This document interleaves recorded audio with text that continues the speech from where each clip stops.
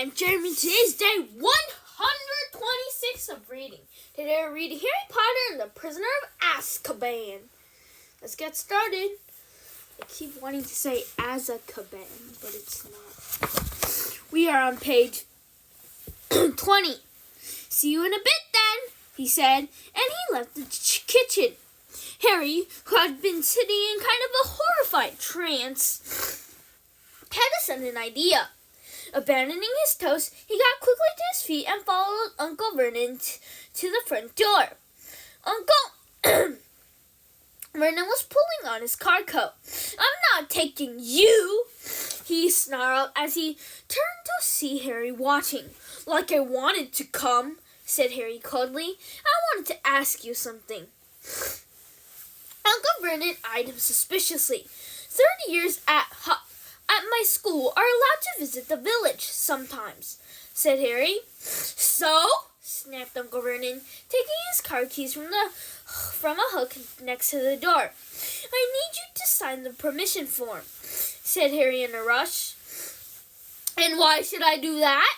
sneered Uncle Vernon.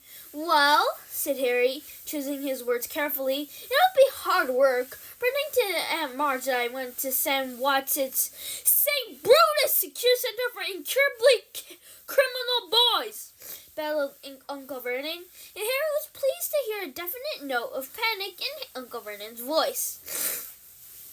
"Exactly," said Harry, looking calmly up into Uncle Vernon's large, purple face.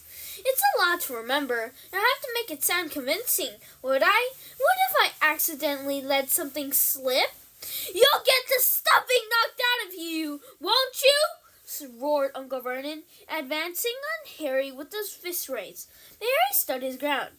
"Knocking the stuffing out of me won't make Aunt Marge forget what I could tell her," he said grimly. Uncle Vernon stopped, his fist still raised, his face in an ugly puce. "But if you sign my permission form," Harry went on quickly, "I'll swear I'll remember where I'm supposed to go to school, and I'll act like I'm normal and everything." Harry could tell that Uncle Vernon was thinking it over, even if his teeth were bared and a vein was throbbing in his temple. "Right," he snapped finally. "I shall monitor your behavior carefully during Marge's visit. If, at the end of it, you've toed the line and kept to the story, I'll sign your ruddy form." He wheeled around, pulled open the front door, and slammed it so hard that one of the little panes of glass at the top fell out.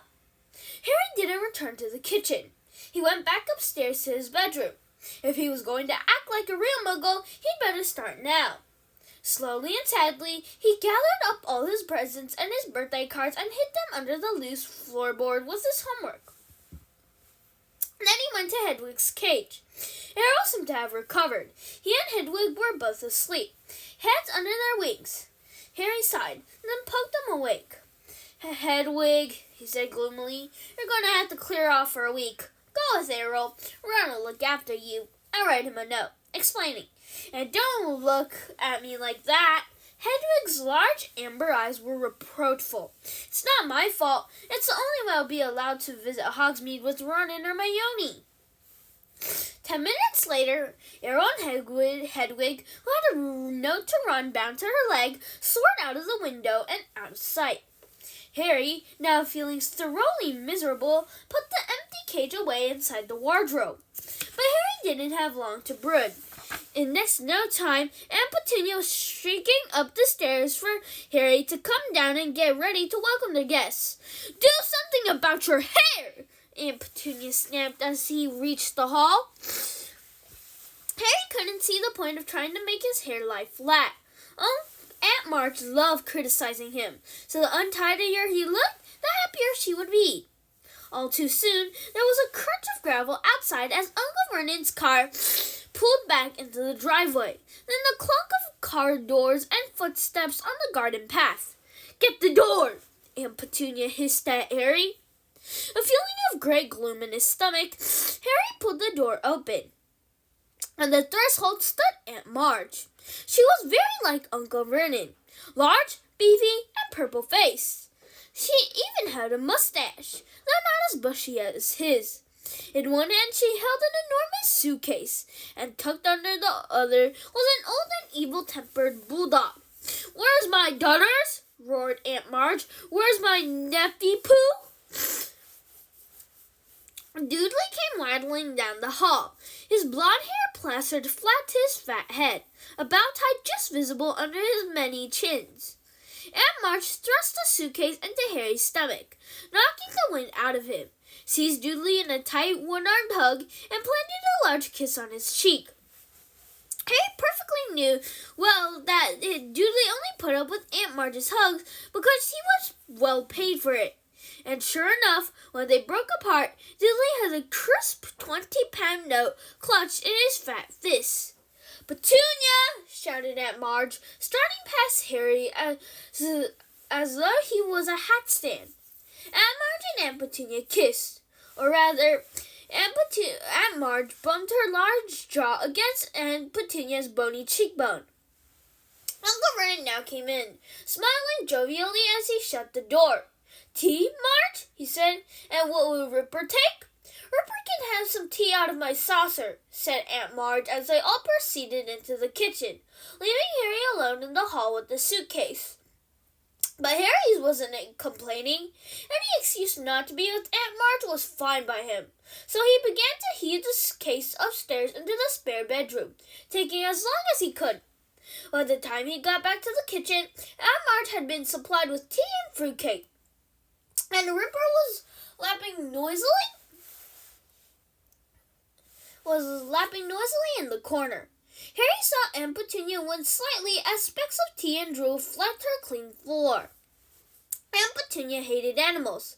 "Who's looking after the other dogs, Marge?" Uncle Vernon asked. "Oh, I've got Colonel Fubster managing them," boomed Aunt Marge. "He's retired now. Good for him to have something to do. But I couldn't leave poor old Ripper. He pines if he's away from me." Ripper began to growl again as Harry sat down. This directed Aunt Marge's attention to Harry for the first time. "So," she barked, "still here, aren't you?"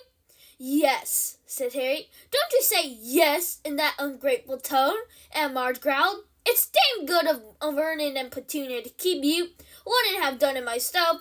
You'd have gone straight to an orphanage if you'd been dumped on my doorstep." Harry was bursting to say that he'd rather live in an orphanage than with the Dursleys, but the thought of Hogsmeade form stopped him. He forced his face into a painful smile. "Don't you smirk at me," boomed Aunt Marge. "I can see you haven't improved since I last saw you. I hope school would knock some manners into you." She took a large gulp of tea, wiped her mustache, and said, "Where is it that you sent him again, Vernon?"